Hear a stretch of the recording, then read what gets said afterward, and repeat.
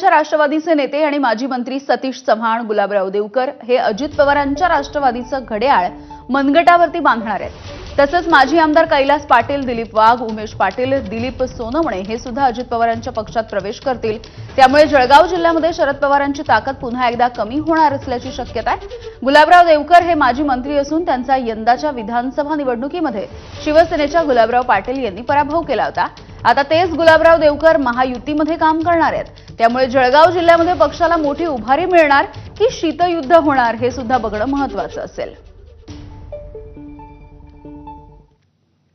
धुळ्यामध्ये उद्धव ठाकरेंच्या पक्षाला सुद्धा मोठा धक्का बसतोय, कारण माजी आमदार शरद पाटील हे अजित पवार यांच्या राष्ट्रवादी काँग्रेसमध्ये पक्षप्रवेश करतायत। आज मुंबईमध्ये त्यांचा अधिकृतपणे पक्षप्रवेश होणार आहे।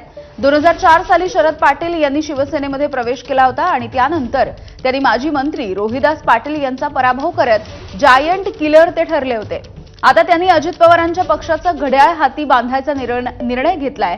त्यांच्या पक्षप्रवेशानं धुळ्यामध्ये उद्धव ठाकरेंची ताकद काहीशी कमी होण्याची शक्यता आहे।